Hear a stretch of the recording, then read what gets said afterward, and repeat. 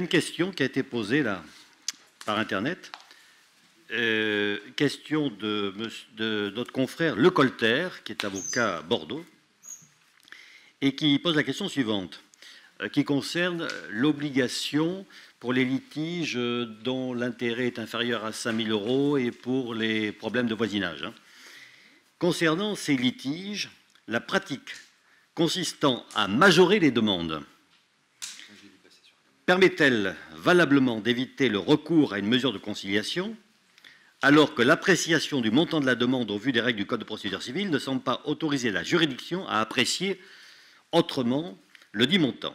Il s'agit toutefois d'un contournement assez évident de la volonté d'imposer une conciliation préalable. Alors, qu'est-ce que vous pensez de ce contournement, ce dévoiement? Est-ce que c'est possible? Est-ce que c'est souhaitable? Est-ce que... Voilà. Ça a toujours existé, je l'ai déjà dit tout à l'heure. Moi, j'aimais pas aller au tribunal d'instance. Je me suis toujours débrouillée pour avoir des dossiers à plus de 10 000. Hein. Donc, rien ne change. Le tout est de pas... évidemment, il ne s'agit pas d'aller imaginer des choses farfelues, sinon ça ne se règle pas devant un juge. Il faut changer de posture. Soit c'est un litige qu'on ne peut pas régler autrement qu'en s'en remettant à un juge pour différentes raisons. Ça peut être tout simplement une partie qui a des soucis psychologiques, hein, et on en a, on le sait tous dans nos cabinets, ne serait-ce que parce que les gens qui ont des soucis psychologiques sont parfois très procéduriers. Et oui, c'est une réalité de la pratique et on ne peut pas discuter dans ces conditions. C'est une limite, bien évidemment, au mode amiable. Hein, il faut être entre personnes qu'on peut éclairer et un peu raisonner. Mais moi, je ne vois pas de difficulté dès lors qu'on peut franchir les 5 000 €. Bien sûr que ça va faire obstacle à l'obligation. Mais pour moi, il n'y a pas de difficulté. D'accord. Une question plus générale. En matière de règlement amiable, il y a plusieurs catégories de règlements amiables. Il y a, alors j'invente rien, il y a le processus collaboratif, mais ça c'est en dehors de toute procédure. Il y a la procédure participative dont vous avez parlé, la médiation et la conciliation. J'avoue que je ne comprends pas toujours la différence entre ces processus de règlement amiable, car la frontière m'apparaît assez floue.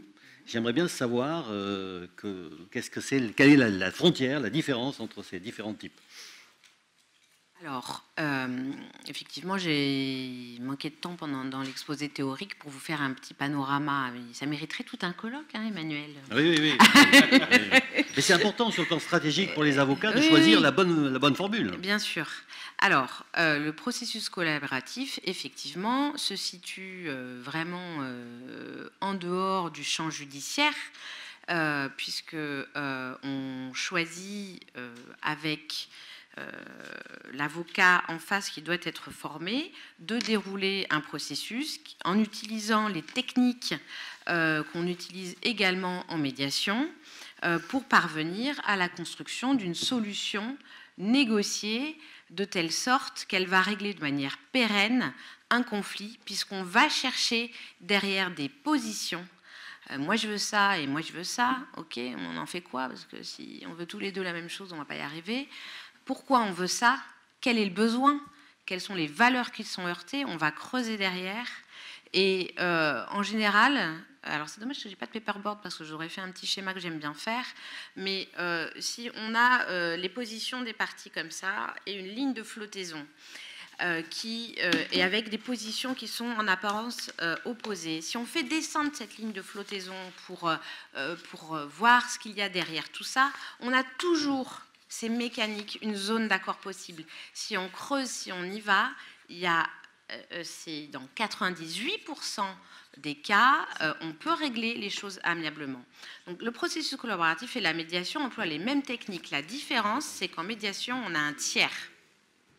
La conciliation, pour la distinguer de la médiation, en réalité, c'est un travail... Alors, vous verrez qu'en général, dans les ouvrages, on vous dit, c'est vrai, hein, on n'explique pas, hein, on te dit la conciliation, c'est gratuit. Oui, d'accord.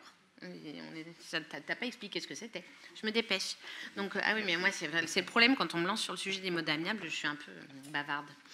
La conciliation, tu vas rester en surface, en quelque sorte. On ne va pas faire ce travail dans la profondeur. Donc, c'est pour ça que c'est plus approprié. Et encore, je trouve que c'est toujours le mode le moins approprié, personnellement, mais c'est peut-être un avis pas partagé. En gros, on va moins dans la profondeur. Il y a aussi un tiers qui intervient. C'est gratuit. Donc, les gens qui n'ont pas les moyens de recourir à un médiateur, on peut les envoyer devant un conciliateur qui intervienne à titre bénévole. Il y a un défraiement qui est prévu par les textes, mais c'est tout. Voilà. Je ne vous parle pas de l'arbitrage, puisque c'est de la justice privée. Ça ne me plaît pas du tout. Et pour la procédure participative, pour moi, c'est ni plus ni moins qu'une transaction qu'on fait très régulièrement dans nos cabinets, une transaction réglementée, donc avec une liberté totale. Et donc, c'est là aussi le gros avantage, c'est beaucoup plus proche de ce qu'on fait au quotidien dans nos cabinets, je trouve. Mais c'est un avis personnel. Est-ce qu'il y a des questions dans la salle ?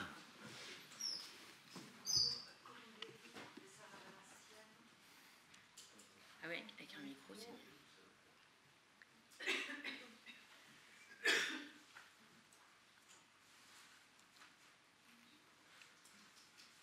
Parlez bien, on va vous entendre.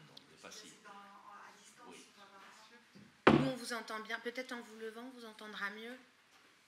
Parce que l'acoustique est plutôt bonne et on n'est pas très nombreux.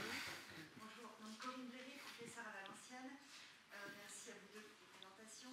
Frédéric, j'aurais une question pour toi. Oui. Tu n'as pas parlé des actes d'avocat qui sont réglementés pour la convention de procédure participative et qu'on met dans la convention de procédure participative initiale.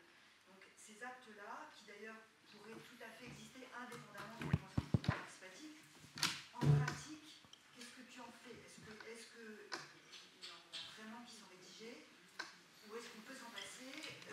Est-ce qu'on en rédige indépendamment de la convention de procédure participative? Enfin, on en fait quoi? Parce que cette réglementation est quand même très compliquée. Peut-être pour les gens de distance, juste tu réponds au micro. La question. Oui, la question était de savoir si les actes qui sont connexes à la convention de procédure participative, s'il faut les inclure ou pas, si ta question est... Si vraiment tu les pratiques, si Alors, le problème, c'est qu'effectivement, en ayant discuté avec Corinne Thomas-Bézère, la pratique est tellement peu usitée qu'on n'a pas de retour d'expérience sur ce point.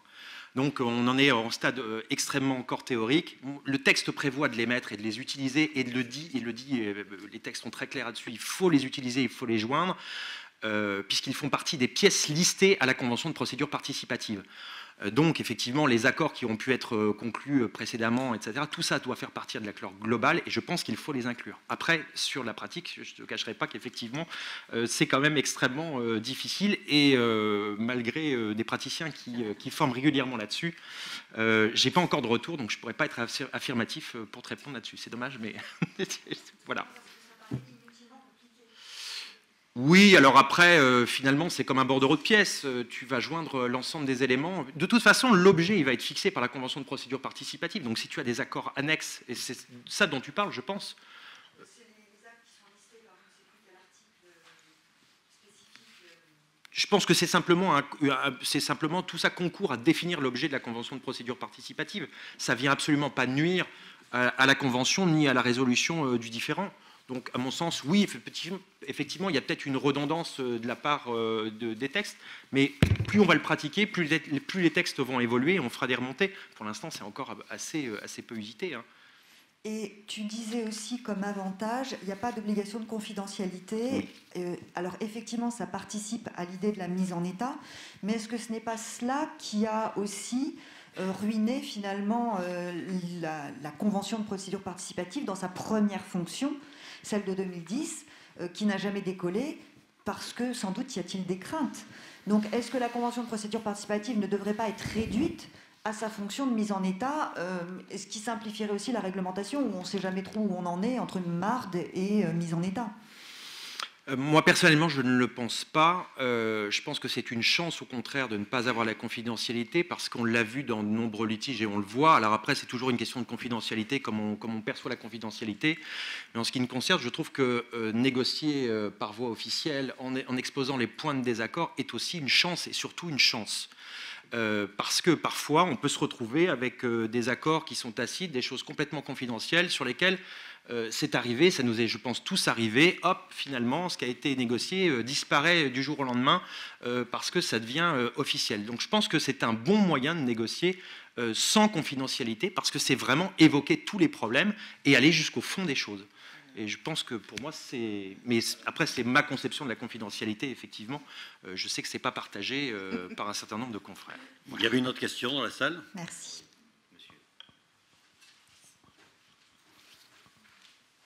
Oui, bonjour, Jean-Jacques Forêt, avocat barreau de Strasbourg. Alors, c'est concernant les procédures participatives et les experts. Alors, vous avez évoqué la question, la liberté de l'expert, mais le statut des baux commerciaux a généré un juge particulier qui est juge des loyers. Est-ce que vous pensez qu'on a une liberté dans cette matière d'expertise ? Oh oui, à mon avis, c'est pas plus un obstacle, effectivement. C'est pas plus un obstacle. De toute façon, le juge des loyers, vous n'avez recours au juge des loyers que quand il y a une difficulté que vous pouvez de toute façon résoudre par la voie de la convention de procédure participative. Le juge des loyers n'est là que pour trancher effectivement la difficulté, mais j'imagine mal, si c'est ça votre question, effectivement saisir le juge des loyers en tant qu'expert. C'est ça que vous évoquiez ou c'est Dans le cadre, une fois que la procédure chez le juge des loyers, dans le cadre du mise en état chez le juge des loyers, eh bien, la procédure participative, le problème de la désignation de l'expert est-il encore à libre disposition des parties dans la mesure où le statut des baux commerciaux est d'ordre public? C'est ça le problème. J'ai pas de réponse à cette question très précisément. Moi, je pense que ça fait absolument pas obstacle. Je vois pas pourquoi ça ferait obstacle, alors qu'effectivement le décret a ouvert la possibilité de lui donner des moyens très forts et de donner au rapport du technicien une valeur d'expertise judiciaire. Pour moi, ça fait absolument pas obstacle. Il y a peut-être encore certainement des flous et des frontières assez floues parce que le législateur n'est pas allé jusqu'au bout des choses. En tout cas, n'a pas discuté avec les professionnels pour évoquer ça jusqu'au bout des choses. Mais je ne vois absolument pas de difficulté. À partir du moment où le législateur pousse sur un mode alternatif de règlement des différends et le réglemente suffisamment comme celui-là, je pense que la liberté est totale, il me semble. Alors, je demande aux intervenants de la salle de poser leurs questions bien fort, car le chat online nous dit on n'entend pas les questions dans la salle. Donc, on avait peut-être un petit problème de micro au début, mais je crois que c'est réglé, ce problème technique. Voilà. Donc, posez vos questions bien fort. Merci. Proposer des réponses aussi. Moi, c'était exactement dans le même sens, puisqu'effectivement, les textes ne limochent. Je souscris tout à fait à ce que vous venez de dire pour la question précédente. Pardon, je ne me suis pas présenté. Vincent Eja, je suis professeur à Aix-en-Provence.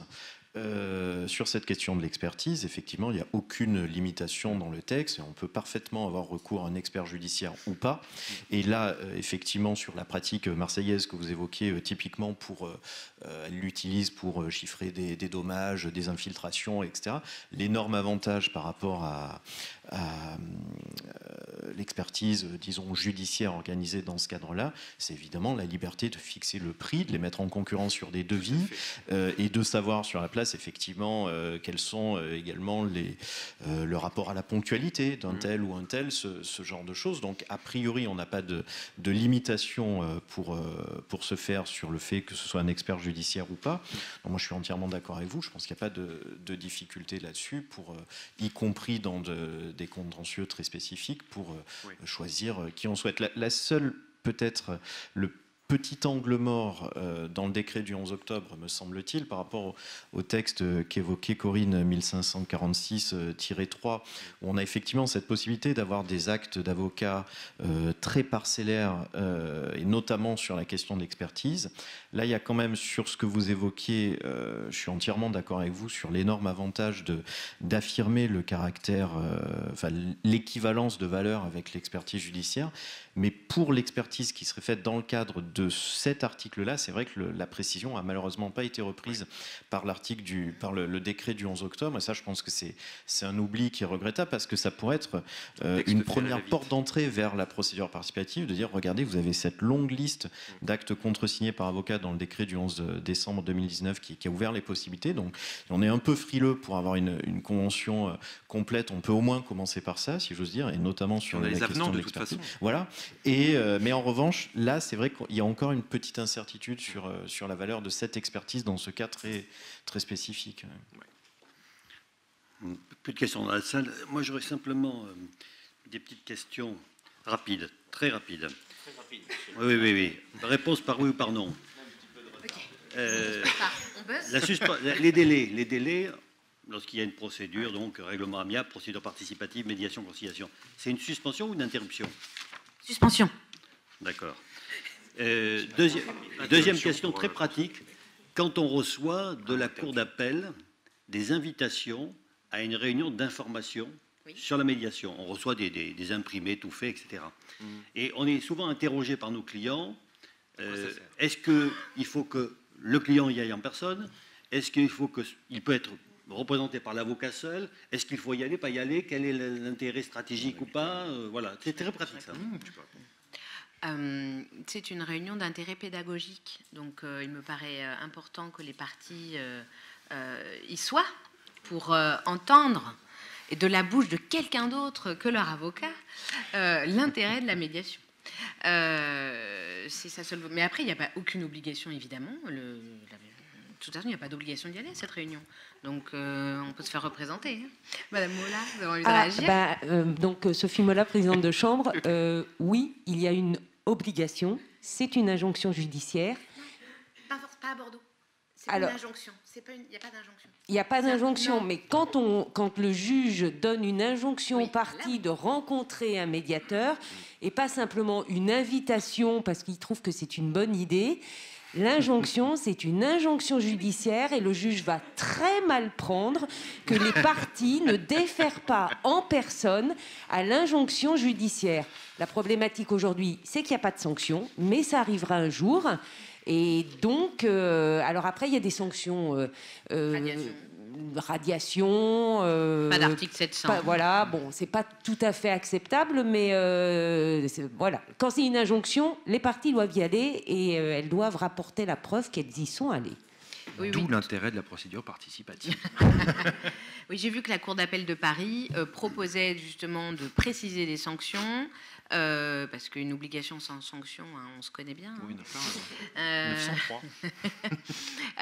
Et propose soit la radiation, si le défendeur est d'accord, alors là on en rentre dans des incongruités procédurales, mais c'est un autre débat, ou une punition de part d'article 700.